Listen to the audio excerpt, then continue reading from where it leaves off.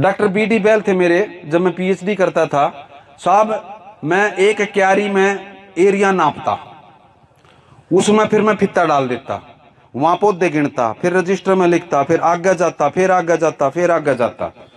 मुझे 45 दिन लग गए पौधे गिनने में। और हैरानी की बात आई, फिर मैं 45 दिन बाद में मेरे साइंटिस्ट के पास गया।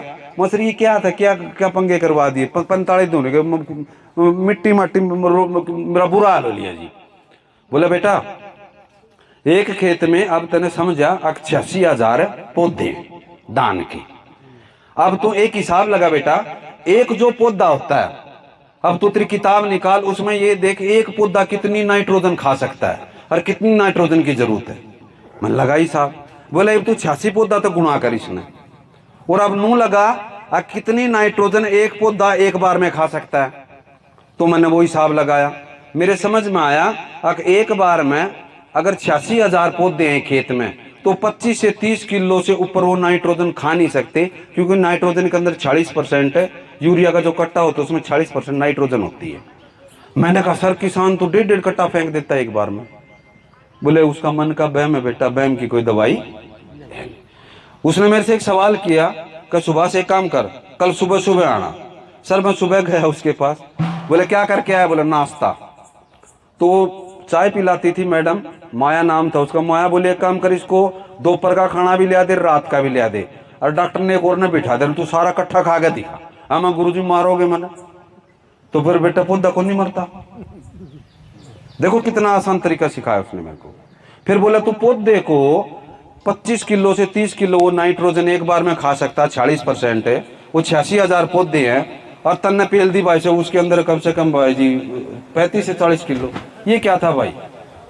तो साहब ईमानदारी से बताऊं, मेरी हवा सरक गई साहब। तो मुझे ये समझ, देखो अच्छी बात है सर, ठंडी ठंडी हवा भी आ गई है। तो किसान भाइयों, अगर आपने यूरिया डालना हो तो कैसे डालना होता है? 10 दिन से पहले तो यूरिया डाल ही नहीं सकता। ये बात भी देखो वैज्ञानिक कैसे सिखाता है मुझे। बोला बालक पैदा हो गया, उसने जन्म गुट्टी पिलावा, माँ का दूध पिलावा, पतला दूध पिलावा, गाढ़ा दूध ना पिलावा। और जब उसने भाई शीरा, हलवा, पकोड़े, लहसुन ये खिलाने लग जाए तो क्या वो खा लेगा?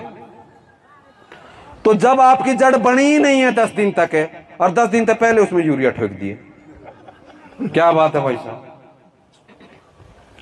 सर बिना जान का बोल नहीं सकता ना बेचारा वो।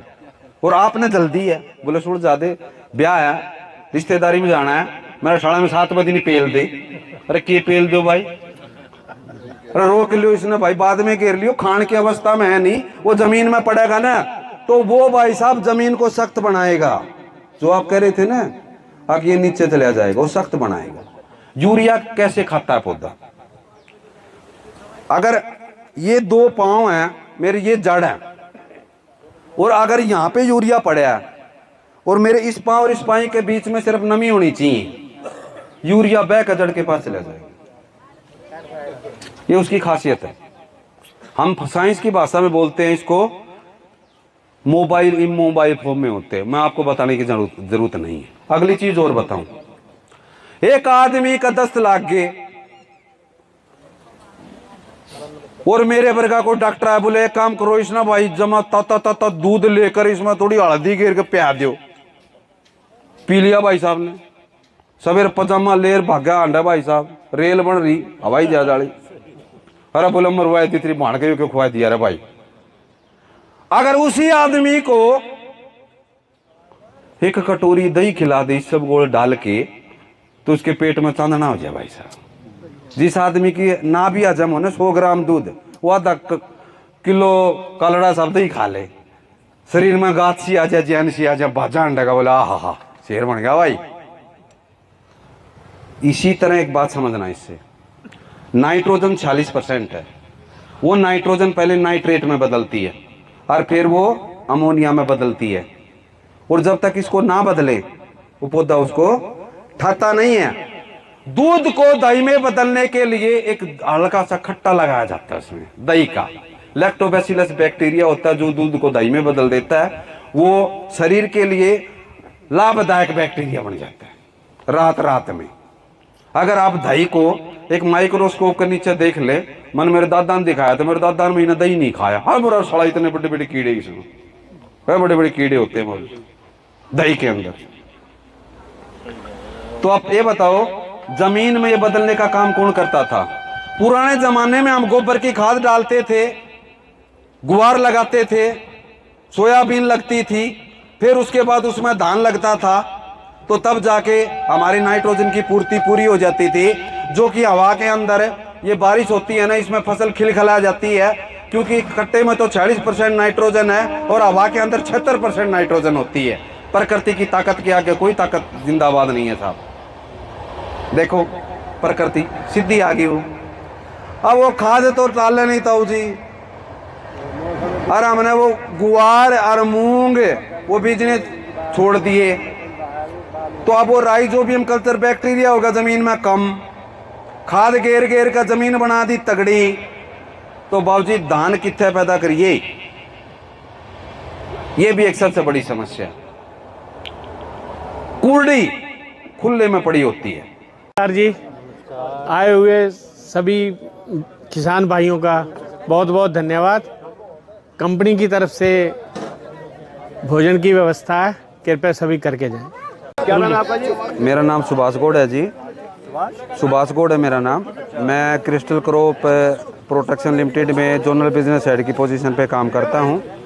और आज ये किसान गोष्ठी का यहाँ पे आयोजन किया गया इस गांव में, और इस गांव में ये आयोजन कालड़ा साहब के सहयोग से और क्रिस्टल की टीम है उसके सहयोग से ये प्रोग्राम किया गया है।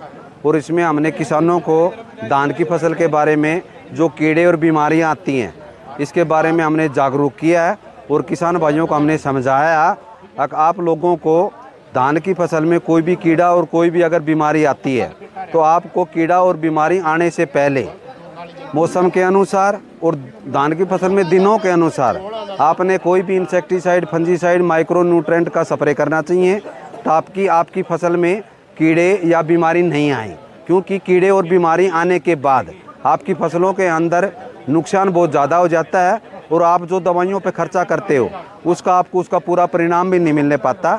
तो इस किसान गोष्ठी से, इस आयोजन से हमने किसानों को जागरूक करने की कोशिश की है।